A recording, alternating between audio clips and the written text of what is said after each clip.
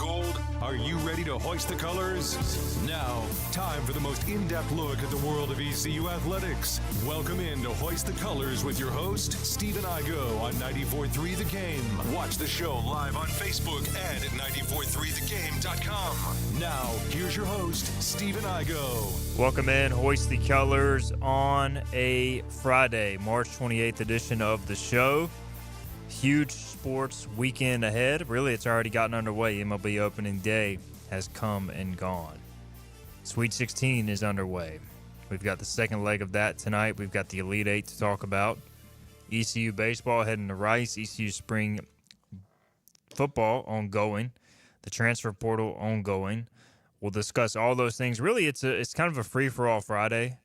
Anything you guys want to talk about, we're game for. Drop it in the chat. We'll get to it. Otherwise, we'll just talk about random sports notes and discuss some ECU along the way over the course of the next hour. We are live on YouTube and Facebook. Drop your comments and questions there.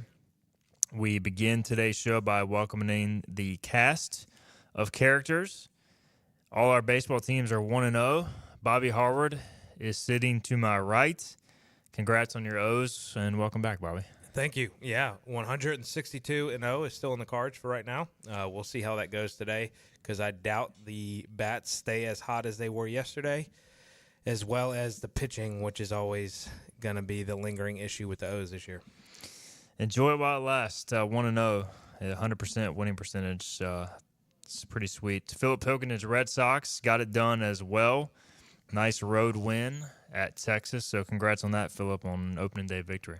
Thanks, man. Wilyer Abreu. Duke Blue Devils. Yeah, first off, Wilyer Abreu, 2028, after the day he had yesterday. He scored or knocked in every single run. And, yeah, man, the Duke game was intense. Shout out to Lane Smith, or really Lane's girlfriend because it was her place that we were at. But for having me over in the beers, it was a good time. Enjoyed it, and glad Duke got a win. But they got to play better defensively if they want to beat Bama because that was an ugly game. They didn't play well. Didn't probably deserve to win, but, you know, it is what it is. You move on. You survive and advance is the name of the game. Nothing like saying an ugly win to advance you to the Elite Eight. Must be nice. No kidding. I mean, geez. We can't even get into the tournament over here in Greenville. But, yeah. So, by the way, Bobby Harward brought to you today by Basil's Restaurant and Pizzeria. Check them out, 1675 East Fire Tower Road, Greenville, North Carolina, over by the AMC Movie Theater. Excellent salads, excellent pizza, excellent pasta. Everything you want, they got it. So check it out at Basil's on this Friday or anytime this weekend. All right, we got Lane Smith in the chat, who, by the way, is Philip's new best friend, right? Guess so after last night. They were hanging out last night watching some ball. Lane says, hell yeah. Jerry Vick says hello with several O's. Lane Smith says if we go 1-2 this weekend, the at-large postseason bid is gone. He's speaking about ECU. Yeah, I agree. We'll get into that. ECU at Rice. Pirates got to take care of business at minimum win 2 in Houston. So where do y'all want to start? Let's start with Sweet 16 because I feel like that's the biggest thing ongoing. And man, some high scores. Alabama wins 113-88 over BYU. Florida scores 87 to beat Maryland by 16. Duke beats Arizona despite Caleb Love's, 30-plus point game. And Duke wins 193, ending the Wildcat season. And then the game of the night, I was watching the West Coast of baseball with the Seattle Mariners. It ended at like 12:30. Didn't expect to still have a college basketball game to finish up watching, but that's exactly what happened as Texas Tech wins a classic over Arkansas. So we can kind of give general thoughts here, but my biggest takeaway, guys, is we were talking about early in the tournament, maybe this year is the reverse in that as like there's no upsets, the games get better as we go along, and I feel like we're starting to see that a little bit, Bobby, with some of these games. Like, it is pretty entertaining these last few rounds. Yeah, I think that is the case. First of all, kudos to you. You sent a text message last night at like 12:45, and applaud you for being up. I could not make it that long. I feel like I'm at kind of that wall where you get from being like super young and able to stay up late and watch games to, you know, I'm paying for it, though. Falling asleep. I keep staying up for these games, and I've been staying for the Nuggets games a lot. And just, I don't know, I'm on this weird schedule where I'm, like, going to bed at 12 and waking up at 7. It's not healthy, but Yeah. we're here. Well, kudos to you. But back to your original question, I think that's correct. I mean, Arizona Duke. My plan was to turn that off at like the first TV timeout and just go to bed. That game was so good, going back and forth. I enjoyed watching it, so I made it to at least halftime, and then I missed all of Texas Tech Arkansas, which seems like that was the game of the night. And honestly, Florida Maryland was pretty close until Florida started pulling away there towards in the second half. And then that BYU-Alabama game was just an offensive explosion. So just good basketball around. Really excited for the slate tonight. I think Tennessee-Kentucky is going to be a fun one. I'm glad that's in the early window so I can get most of that game watched. So, Philip, I'll be honest, I didn't watch a ton of the Duke game because I was taking in the Seattle Mariners baseball game, but did flip it back and forth some. I know a lot of fouls were called at points. It was kind of a long game, as we talked about. There was some flagrant discussion as well. Each team, I believe, called for a flagrant. So before we get into that, though, just Duke found a way to win despite, as you said, the defense. Like, they still scored 100 points so in regulation, and Cooper Flagg scored 30. You got to feel pretty good about their offensive prowess, at least. Yeah, you do, especially when you're playing a team like Bama. You want to go in feeling like that you have a good offense. But also, again, if you were allowing a lot of open threes to Arizona, what's Alabama going to do to you? It's probably not going to be really pretty. Going to the fouls thing, man, it was. I'm not saying all three officials weren't calling fouls, but there was clearly one official that was calling more fouls than the other two, and that's really frustrating. You want all three officials to kind of be on the same wavelength. This is tough. Guys have different assigners throughout the year, and so maybe you're contracted out to one assigner, and you always work with other guys who are that assigner. I don't know who these guys are, if they're mixed and matched, if they've ever worked together before, but when you call a lot of fouls as an official, it shows lack of confidence in yourself that you can't control the game without, being the star of the game, and that one guy's whistle was the star of that basketball game. Both teams had guys fouling out, I think, prior to the final media timeout. It's just not what you want to see. You want to see the best players on the court. It was ridiculous. This is a Sweet 16 game, but you can't complain, I guess, when you win. As for the points, though, that you guys mentioned in general, it was good to see some, I didn't really look at the lines, but I think the overs hit in a lot of these games, whereas I felt like the first weekend it was a lot of low scoring, a lot of bad offense, even in the games that were better games. I know a lot of the over-unders were at like the 150s, and, teams were going out there winning like 68, 65. So it's good to see some points scored. I think you're going to really have to score to win this tournament, and it's going to be an exciting night tonight, and should be going tomorrow. Philip, I think I know you have a 2-TV setup. I got a 2-TV setup. It sounds like we need to get you on a 2-TV setup so you can have both baseball and Sweet 16 Elite 8 here coming up this weekend on the TVs. I did have 2 TVs set up, and we ended up donating one to my son's room.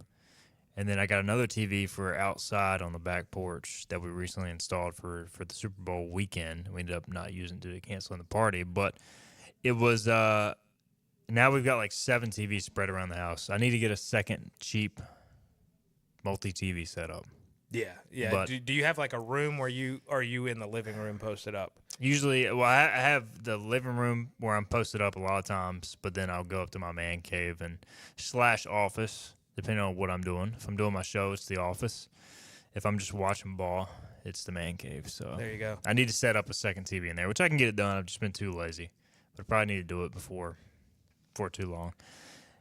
Alabama, guys, 25 of 31 from three-point range. Mark Sears, 10 of 16 individually. I mean, that's ridiculous. Chris Youngblood, former USF player, elite name, also an elite three-point shooter. The good thing for me, Philip, if I'm a Duke fan, which I'm not, but you are, and there's no way they replicate this. 49% on a 51-shot volume. There's zero shot that they shoot that well again.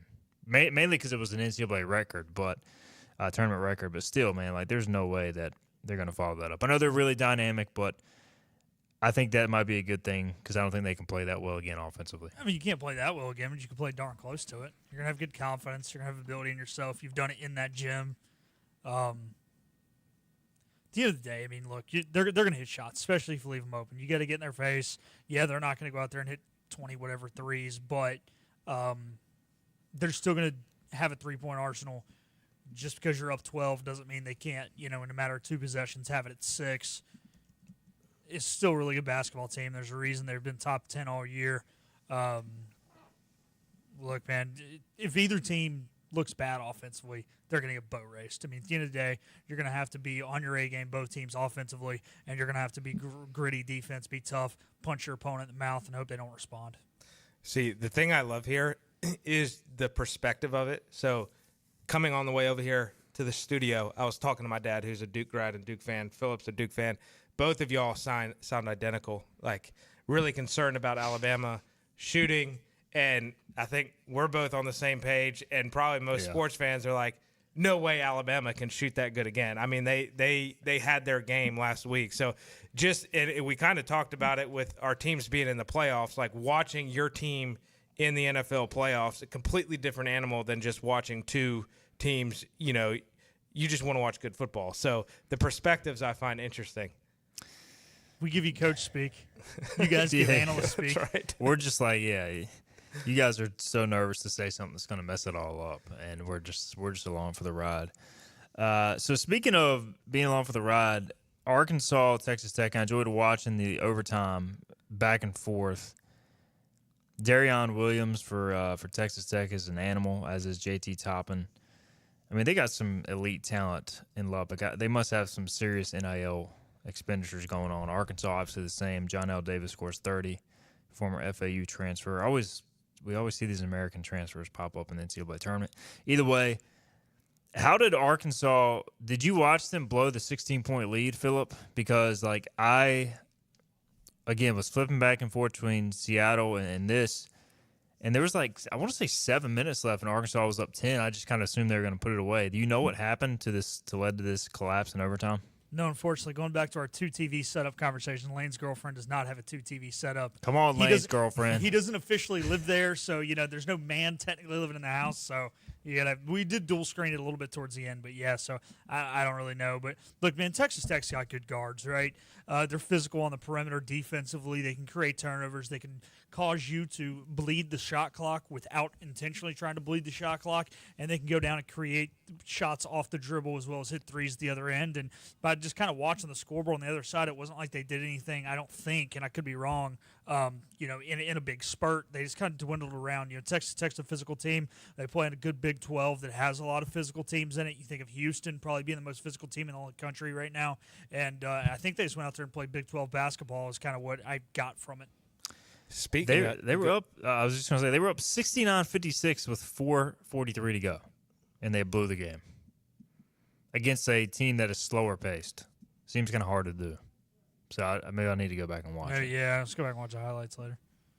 What were you going to say? Well, you mentioned Texas Tech, like they just got money out of anywhere or wherever, but football's the same way. I don't know what's happened, if it's just Patty Mahomes' contract, he's just dumping a ton of his football money or endorsement money to NIL, but I mean they just opened a massive new football facility.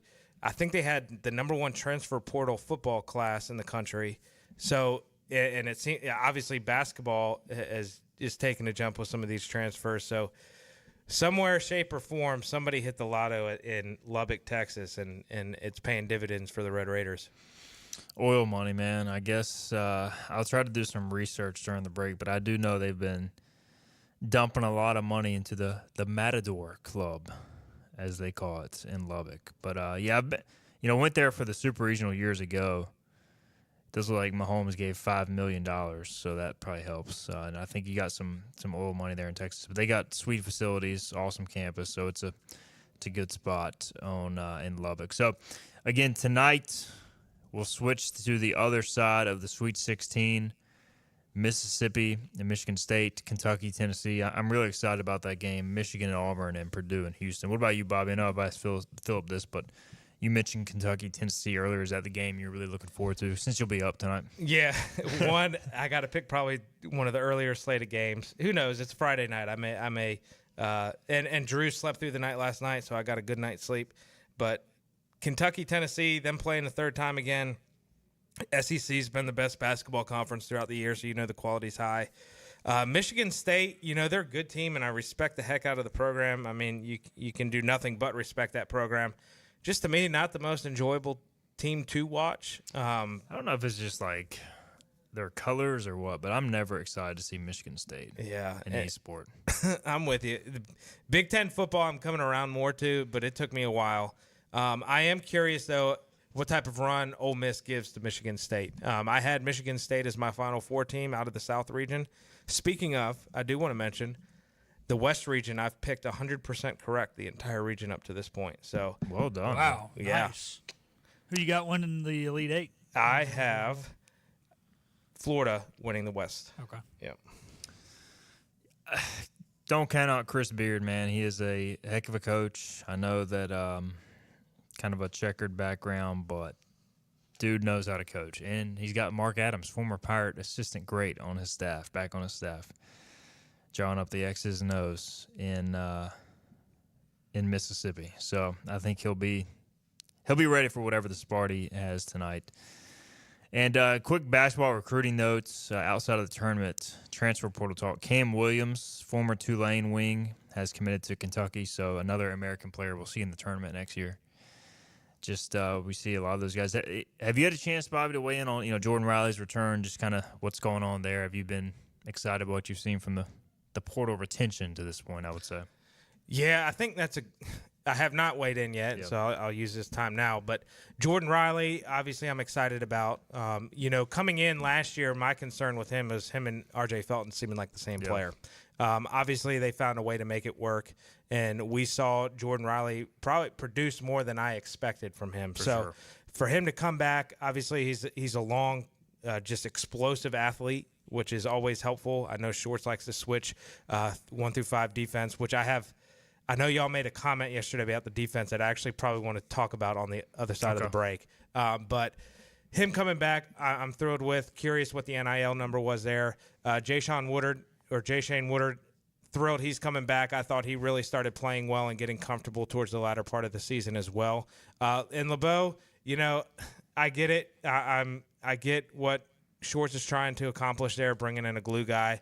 I hope the NIL number wasn't that high just based upon the numbers that are produced and kind of what they're trying to allocate elsewhere. But I do understand the reason for bringing him back. And, again, I know people are concerned about him being, like a 6'4" forward, but he brings something to the table.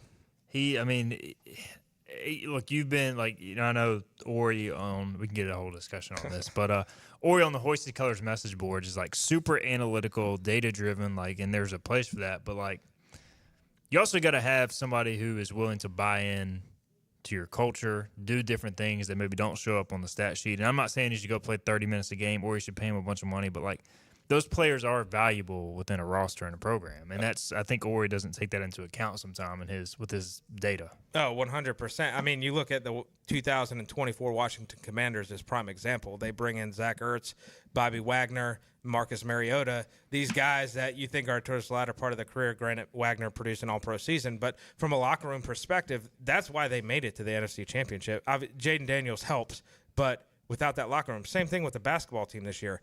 There was a chance there. We thought they were going to finish in the bottom fourth of the league, and then they completely turned it around. You could tell the cohesion and the togetherness of that roster towards that latter part of the season, and that's what allowed them to go on those winning streaks, and I think that's a big part of it. It goes back to the end of the movie Moneyball when they're saying you can't put a team together with a formula. You can't win a championship with math. I like that. Good input, man. I have to next time Ori drops a spreadsheet, I'm going to say it.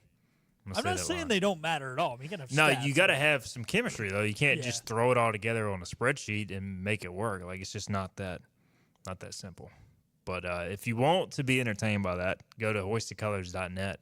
Any basketball thread, you will find an Ori spreadsheet that you can check out. We'll get a break in. We'll come back. We'll get some ECU talk in. Pirates heading to Rice. Also, we'll weigh in further on basketball as well. This is Hoisted Colors. The team of Flatlands Jessup is working overtime to help ensure that Eastern North Carolinians like you get the health insurance help you need this open enrollment period. New legislation passed meaning more people than ever qualify for affordable coverage. Let us help you today. Are you ready to tackle those yard and garden projects? Come by East Carolina Tractor and Fleet, your local Coyote dealer, and check out their great selection of residential and commercial Coyote tractors. From zero-turn mowers to compact tractors to skid steer loaders, they've got you covered. Some with 0% financing for qualified buyers. Stop by your hometown Coyote dealer, East Carolina Tractor and Fleet, across from the Pitt County Fairgrounds, or online at ectfleet.com. East Carolina Tractor and Fleet. We dig dirt.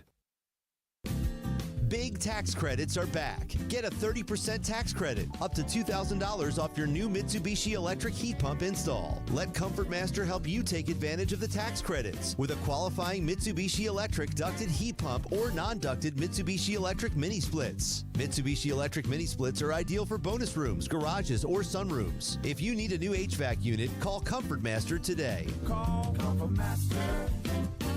Call Comfort Master. The best burgers around. Everyone loves a thick, juicy, and fresh burger. Tiebreakers in Greenville, plus the all-new Tiebreakers in Winterville. Do real burgers better than anybody.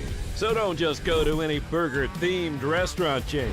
It's time to break the chain and eat local. Tiebreakers, real burgers at its best. Everybody loves burgers.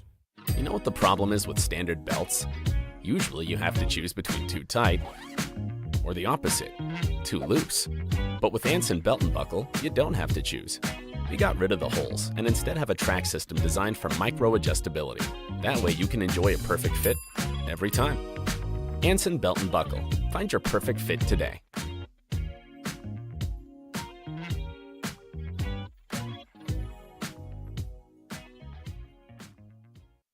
Healthwise Pharmacy rounds the bases with all of your infusion, retail, compounding, and medical equipment needs. Locally owned and operated by pharmacist Marcy Parker, Healthwise has grown to be your most trusted provider for infusion services. Currently providing in-home or on-site infusions in North Carolina, South Carolina, and Virginia. Visit Healthwise Pharmacy at 615B South Memorial Drive or call 252-295-0059 to speak to a patient service representative to find the option that best suits your needs. Tired of the 1-800 numbers advertising Medicare products? Flatlands Jessup has 6 offices all throughout eastern North Carolina. You get face-to-face help from our local award-winning licensed team. Stop by today. Flatlands Jessup, your whole world covered. The Pirates play here. Arr! This is Hoist the Colors Radio with Steve and Igo. Yes! That was so good! On 94.3, The Game. All right, welcome back in. Hoist the Colors here on a Friday. It is March 28th, heading into the weekend. We'll talk opening day a little bit later. We'll focus on ECU close to home this segment. Again, if you got a question, comment, or concern, drop it in the chat. We'll get to it. Bobby, you were saying you had a thought on ECU basketball and the defense. Yeah, I think I felt like this could be good conversation because I think, correct me if I'm wrong, y'all thought we could not have a really good defense here at ECU. And to an extent, I agree with that. I think and where I agree with that, if Shorts wants to continue his 1 through 5 switching and the type of defense that he wants to run, I agree. I don't think that can be successful here. But I do think ECU can be a place where you have good defense be in the right scheme, if that makes sense. And because obviously we've seen already, if you're going to get the type of athlete here to switch 1 through 5, you're sacrificing something offensively. Can't shoot. So we can have the opportunity to be a good team if Shorts wants to change his defensive style in the portal, because then you can get, offensively what fits. Good thought. I mean, we saw it at times this year. They went to definitely like mid-season, went through a pretty prevalent stretch where they were playing a lot of zone. And it was a matchup zone, and then at times they got a little bit exposed, giving up three-point shots, which is typical of a zone defense.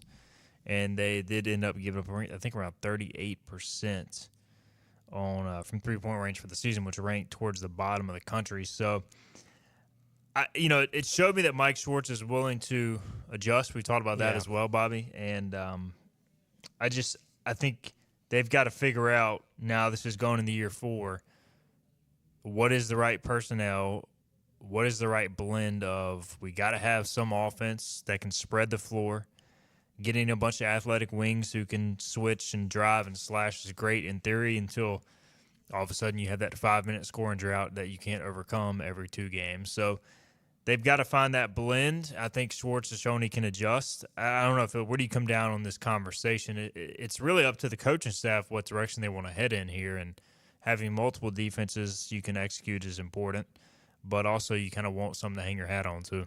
You do. You need something that you're really, really good at defensively, especially if you're a defensive-minded team. But again, like you said, you have to be able to switch it up. And I think, if you want to look at a great example of that close to home, look at the way Kim McNeil runs her defensive style. She kind of likes the matchup zone as their number one, but if they are really becoming susceptible to the 3-point, they can guard in a man defense as well. Bobby, are you about to sneeze? I can turn your mic off. Okay. No, you're good. I couldn't tell. But Pollen. yeah, pollen's kicking my butt too. But anyways, I'm with you. What we were saying about. I'm not saying you can't have a defensive first mindset here, but also I think when you're this untradition of a program, you just can't go out there and be like, all right, we're going to recruit guys who are defense first. Like, no, you're going to have to get some scores. And I'm not trying to tell Coach Schwartz. I mean, who am I to tell him to change his identity by any means? But I think at the end of the day, like, you can't. And with any style of coaching, anywhere, you can't just be like, okay, we're only going to get one type of player. Like, we're only going to get guys who are true great defenders. But, like, you stand a better chance to do that when you're at a big-time program where you can get a guy who's really good on defense and really good on offense. I mean, if you want to be defensive-first mindset and a defensive culture, yeah, that's great. But, like, also, if you land a shooter in the portal who can't play defense worth the darn but can go out there and drop 30 a game because he just shoots lights out, then you got to take him. Yeah, I think so. You can't be like, we're a defensive-minded team and then be like bottom of the country in defense. Like, that just can't be – that cannot happen. To me, the best coaches bring in the best players that they can attain and then adjust their scheme and, adjust accordingly year in and year out. Obviously, you want to have a baseline of what, like, your roots are, and you got to have that. But you can't come in and say – like, to me, this past season should have shown more than – any of the Schwartz's previous seasons, you got to be able to score the basketball. You got to be able to shoot the three. Like, that's what the game is going to now. And you saw the games that we were very successful, and when we got hot later in the year, we were shooting in the mid-30s three-point-wise. And you got to try to replicate that and bring that number even more if you can. And so go ahead. I was just going to say, yeah, I mean, that was a direct impact on the success the team had. When we had Coach Schwartz on the show, I think they had shot like 36 or 37% over that like 12-game stretch, and they were 8-4 or something like that in conference play. So I agree. I mean, and it's just been kind of weird the last 2 years defensively. Like the last year, you had Mark Adams, who's like this defensive guru, and for whatever reason, him and Schwartz seem to not mesh.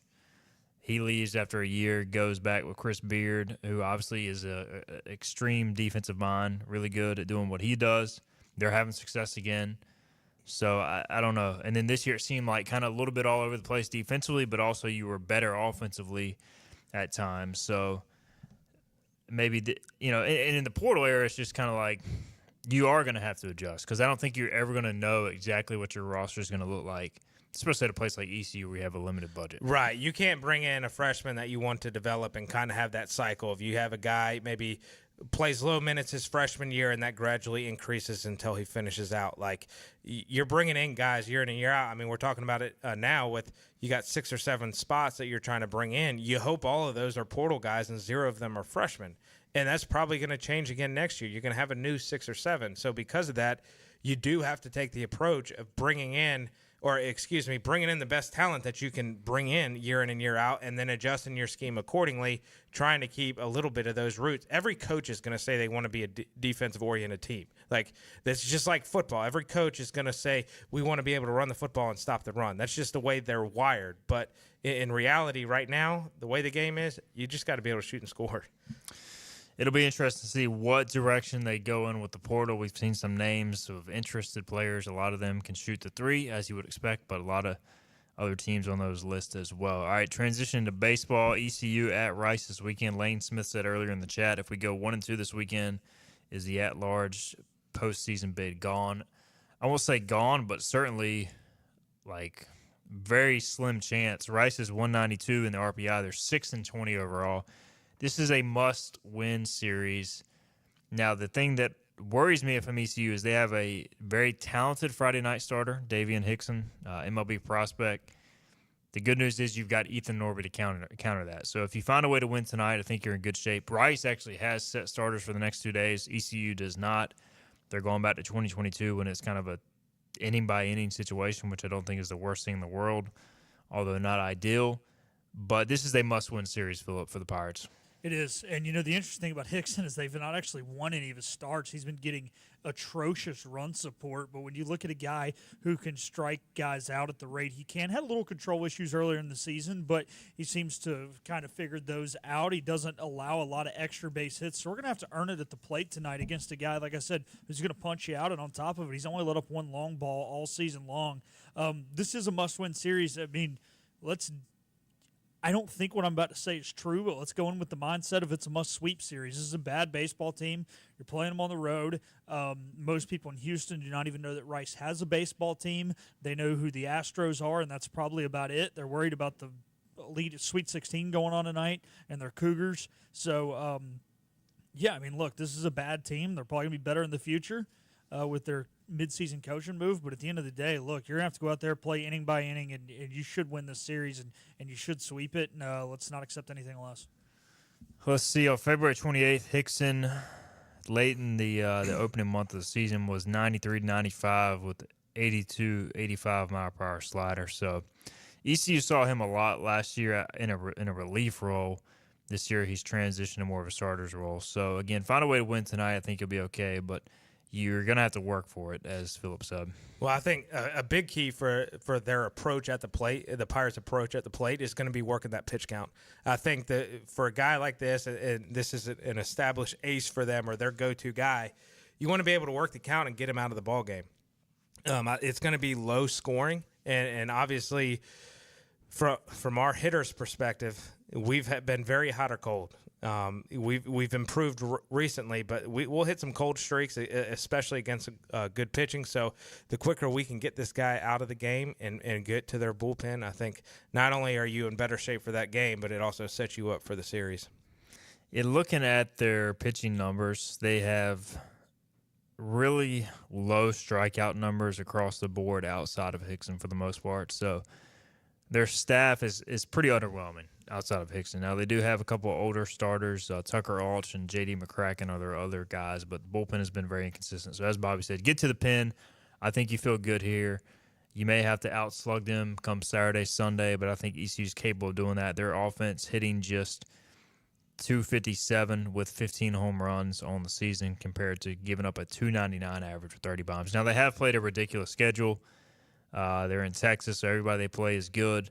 But this is not a good Rice team. We'll see with the coaching change how they show up this weekend. Obviously, they did win a game at FAU, which shows that they're still fighting. So if ECU goes out there and just expects to win, they're going to be in for a rude awakening. But I think if they show up with intent, not to pull a Cliff Godwin-ism, but if they show up with intent mentally, they'll be okay.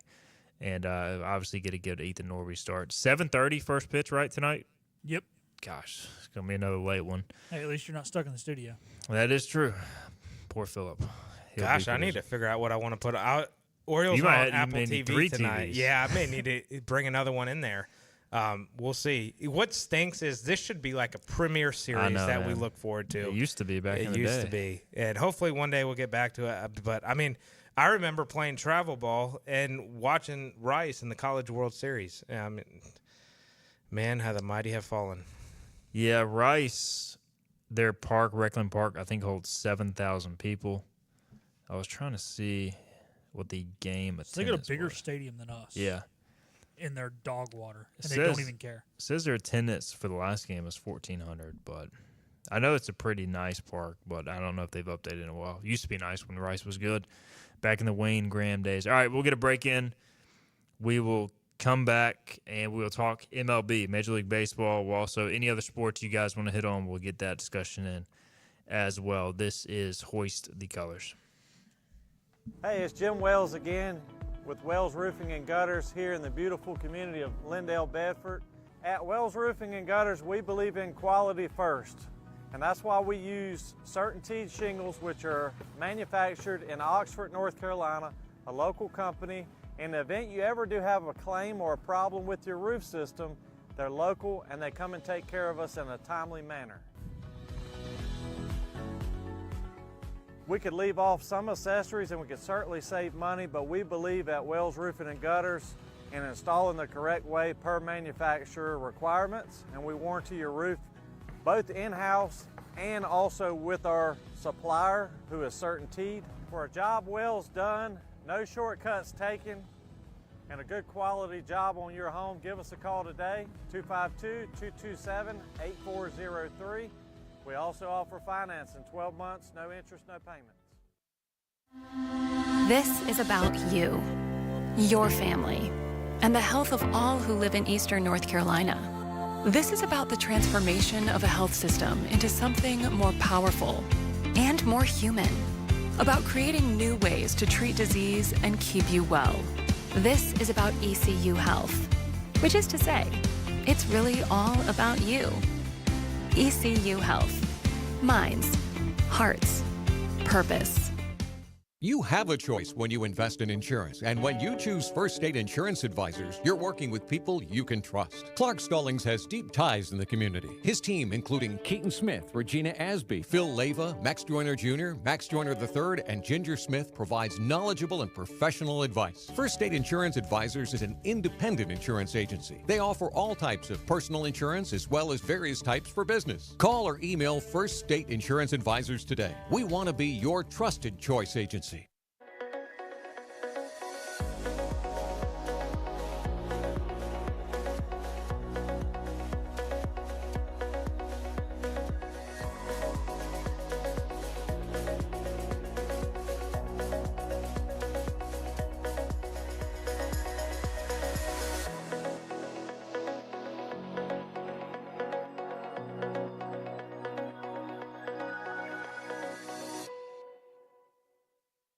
Other restaurants claim their food is fresh and fast, but are they friendly? At Moore's, you're treated like family the minute you walk into their doors. With locations in Winterville, New Bern, Swansboro, Morehead City, and Jacksonville. We've been practicing what we preach since 1945. At Moore's, our barbecue is slow cooked and smoked over real wood daily until it's so tender it's falling off the bone. Combined with our fresh chicken, cooked-to-order seafood, and homemade fixins, we're sure you'll agree. If it's not Moore's, it's less.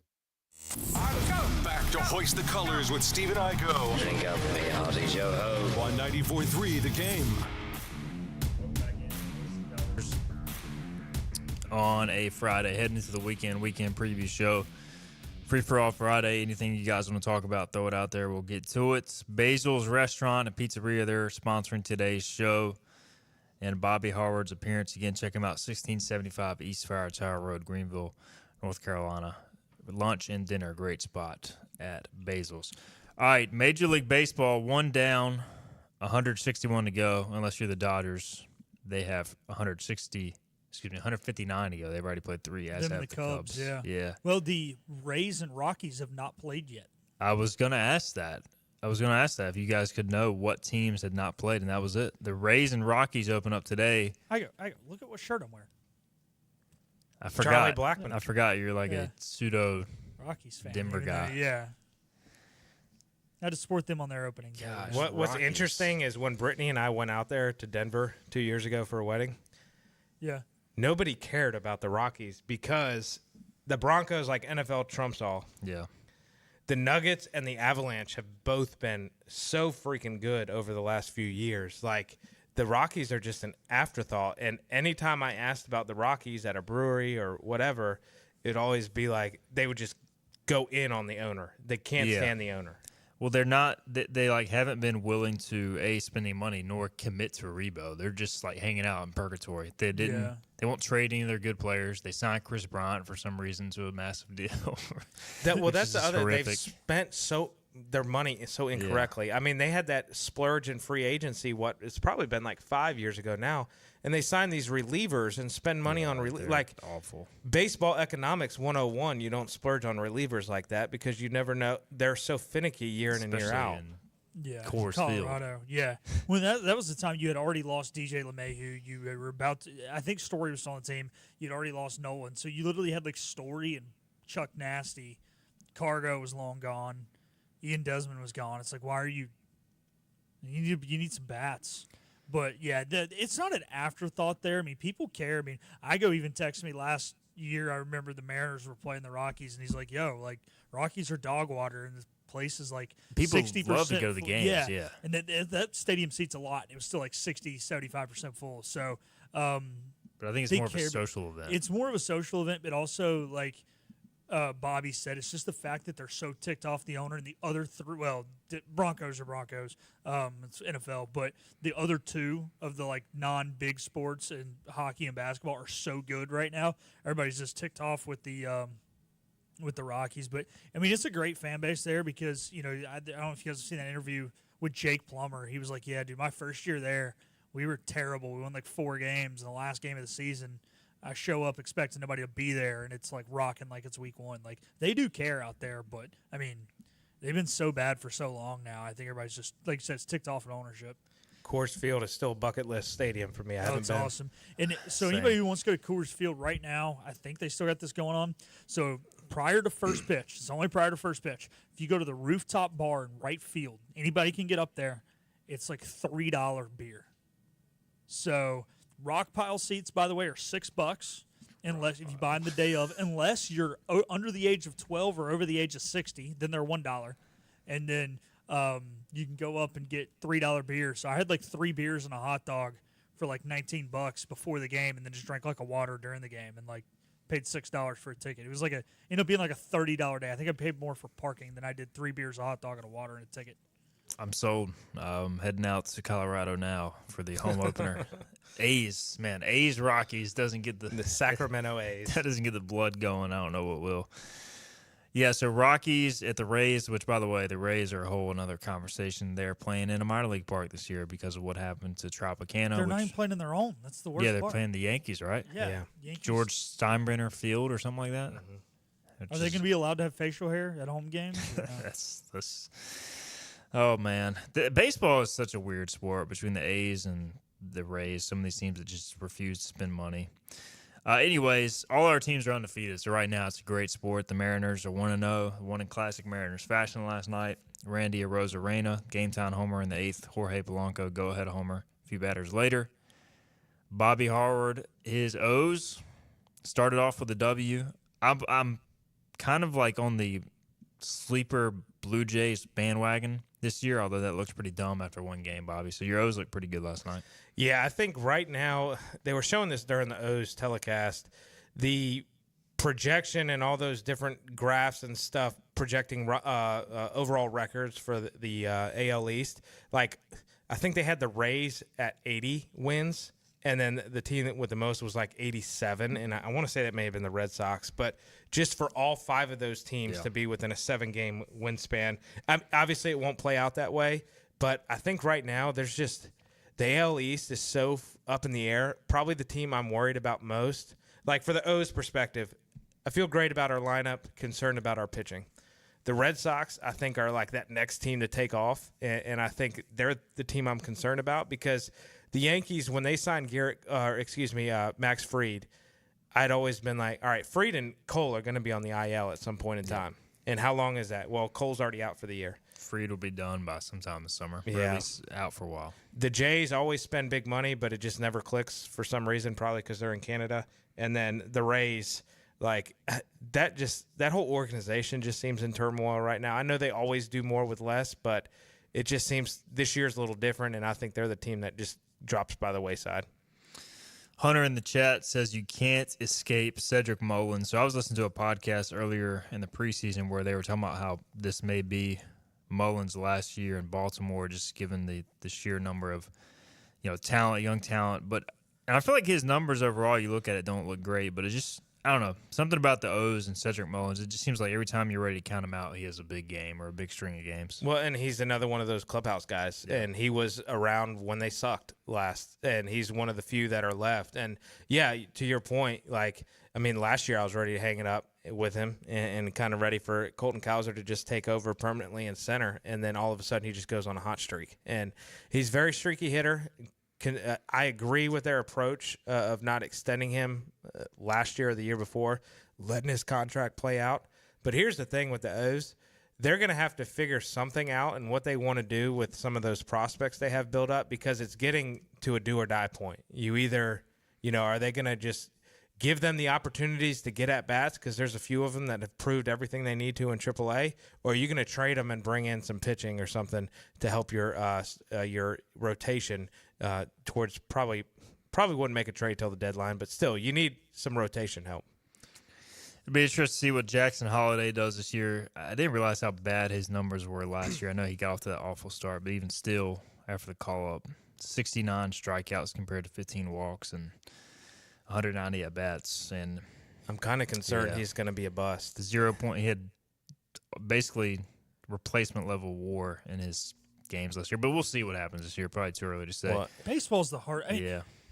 Other than quarterback, right? Like, baseball is so hard to judge on the first couple years. I feel like. Jarren Duran sitting at the top of the Red Sox lineup right now. Yeah. He played in 160 games last year. He's suspended for 2. Played in every game he was able to play in.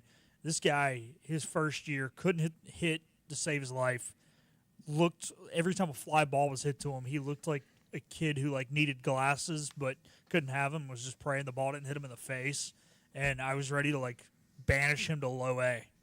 And now he's one of our best players. So it's baseball. Well, what's weird about Holiday too is in AAA he's had success. It's not like they just promoted him and pushed him through for no reason because his name's Jackson Holiday and he's the number 1 pick. He was raking in AAA. And so that's what's weird about it. I know he changed his hitting a little bit towards the end of last year, and that's where he started having success. But even watching his at-bats yesterday, it just looks to me, I'm no hitting expert by any means, but it looks like he's just pulling off of everything and pulling out of the box almost as he's swinging, almost like a slap hitting type technique, which is very weird, but he is still 21 years old. So yeah, super young. He looks super young still. Your Red Sox win, Philip, 5-2. And solid start by Crochet. They're not the best. Aroldis Chapman gets his first win as a Red Sox, as weird as that is to say. Any thoughts on this game? Yeah, I thought the approach to the plate was okay. We had some. It seems like when they hit well, and when they didn't, they hit bad. Crochet just didn't quite have his stuff. He didn't pitch bad, but the reason why he didn't go deeper is because his pitch count got high. Just missed some spots. At least he was missing outside the zone instead of over the middle of the plate. He threw one meatball. He had to pay for it, but it is what it is. First game of the season. As long as you can get out with a win, you feel good. It's a lot of baseball we played, but hey, you're a good baseball team. You went out there and you beat another good baseball team. So we'll see what happens. Sean Armstrong, 2/3 of an innings pitched for the Rangers, scoreless, struck out 1. Alec Burleson had a hit. I think he went 1 for 4. Shout out to Clayton McCullough. Marlins' first game as manager. They have a comeback win against the Pittsburgh Pirates and walk it off, so that was pretty sweet, I'm sure, for Clayton McCullough. We'll get our final break in. We'll come back. We will wrap up the show. We got a question in the chat we have to address. We'll get Bobby's thoughts on ECU spring football as well. This is Hoist the Colors on a Friday. Hi, I'm D.R. Alligood. And I'm his daughter, Jessica. For 11 years, we have built quality driveways and parking lots for both your residential and commercial needs. We also offer free on-site quotes to have your custom driveways built the way you want. 252-946-1227. Your roof is a vital part of protecting your home and family from dangerous storms and hurricanes. At Assist Roofing, we install and maintain metal roofing that provides precise protection. Add value to your home while lowering utility costs with a fortified roof to last a lifetime. With 0% financing, grants, and Energy Star Green Roofing tax credit available. Call us to schedule a free consultation so you can weather any storm with confidence. Make every day electric on the Kawasaki Electro 20 electric balance bike. Maximize the fun with long run times, impressive top speed, and Kawasaki build quality. Easy adjustability and smooth handling make everyday riding more enjoyable. And the standard MTB type tires provide off-pavement capability. The Kawasaki Electro 20 is the electric balance bike that's built to rip. Go to Ron Ayers Motorsports, Memorial Drive north of the airport, Greenville. Your confidence makes everything look good. You see the world in vivid color, not black and white. Swing through your neighborhood Fantastic Sam's cut in color. And let our experienced stylists take you from everyday to extraordinary. Fantastic Sam's hair salons are locally owned and operated. Our full-service salons are conveniently located in Goldsboro, Kinston, Greenville, New Bern, Jacksonville, and Calabash. Stop in today at Fantastic Sam's, where the possibilities are endless. If you are interested in living longer and living stronger, Eastern Physical and Lifestyle Medicine is accepting new patients for a limited time. Finding a caring physician can be a challenge. Dr. Billy Smith is board certified in physical medicine and lifestyle medicine and has been practicing in the area for many years. Call for an appointment now to Eastern Physical and Lifestyle Medicine, 252-364-1108 in Greenville. That number again is 252-364-1108. Looking for a great deal on a new Nissan? At Greenville Nissan, we've got a great selection of new Nissans for under $30,000. The stylish Nissan Sentra, offering top-notch fuel economy. The Nissan Altima, known for its comfort and technology. The Nissan Kicks, the perfect combination with its compact design and performance. The Nissan Versa, delivering incredible value without compromising on features. And don't forget the Nissan Rogue, an award winner for 10 years in a row. Drive it home just for $22 down and $349 a month. Visit GreenvilleNissan.com today. Greenville Nissan, where we drive to serve. Hi, I'm D.R. Alligood. And I'm his daughter, Jessica. For 11 years, we have built quality driveways and parking lots for both your residential and commercial needs. We also offer free on-site quotes to have your custom driveways built the way you want. 252-946-1227. Back to Hoist the Colors with Steve and Igo. Drink up for me, Ozzy's yo ho. On 94.3 The Game. All right. Back here, final segment. We were talking MLB trades during the break. Trade deadline can't get here soon enough. Even though all our teams are 1-0. All of our teams, who knows, such a long season. By this time next week, the shine will have already been worn off, but open day is always the best. Jonathan wants to know, will the new revenue sharing coming into place, with the new revenue sharing coming into place, will schools still be able to utilize their collectives to pay players as supplemental income?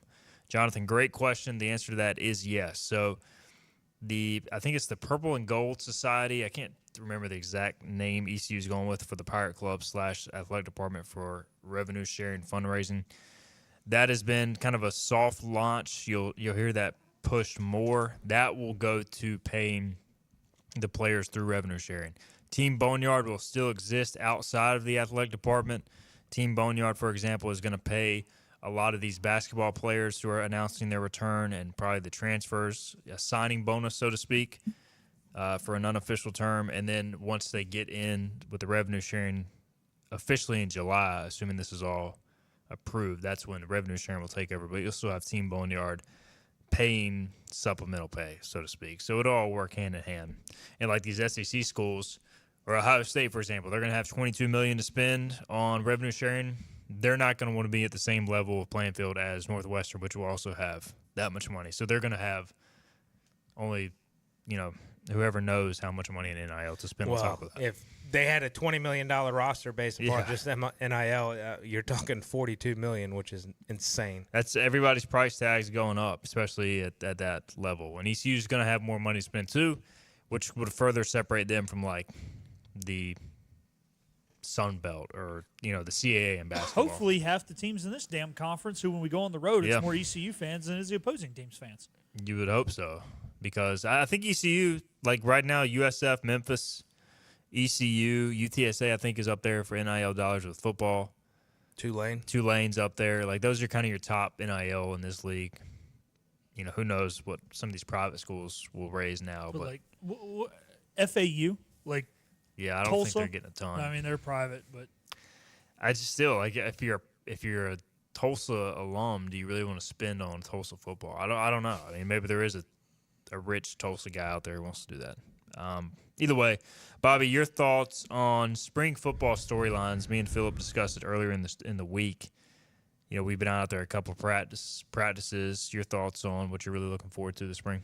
Yeah, I want to see how Coach Aldridge, implements his scheme, how the players respond to him, and how that defense looks. There's a lot of parts, especially up front, that you're replacing. And to me, that defense is the big question mark, and that's going to determine if we have the opportunity to have a special season or not. Because offensively, returning our offensive coordinator, Caden Hauser, some of the weapons, I enjoyed your write-up from practice 2 yesterday, hearing about those receivers. Obviously, you're in shorts and T-shirt and stuff, so it's easy for those skill guys to look good. But to show a different type of burst than what we've seen, which it sounds like Petaway is providing, and then honestly, watching the clip of Connor's catch I'm excited about him. He moves pretty well for a tight end. He has got NFL upside. Now, he has got to become more consistent with his mentality and his physicality, but like him and Desiree Riles are as talented as ECU's had a tight end, A and B, that I've seen in years. So the offense, honestly, man, skill players, they're going to be fine. Like Anthony Smith, Yannick Smith, they're back. They look good. Jaquez Petaway, I really like Tyler Johnson out of Penn State. I didn't really know what to expect from him, but he looks really good catching the football. Peyton Mangrum, South Carolina transfer. The tight ends, the running backs look good. The offensive line is big. So I think the offense is going to be good. I'm curious about the defense too, Bobby. Yeah. That's always going to be the lingering question, and we probably, honestly, even through spring, we may not have that final answer, and it may not till that first Thursday against NC State. We'll have a better idea through fall camp.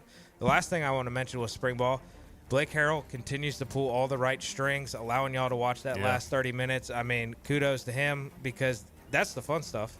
Team periods and not walkthroughs. So much better. So, shout out to Blake for allowing that.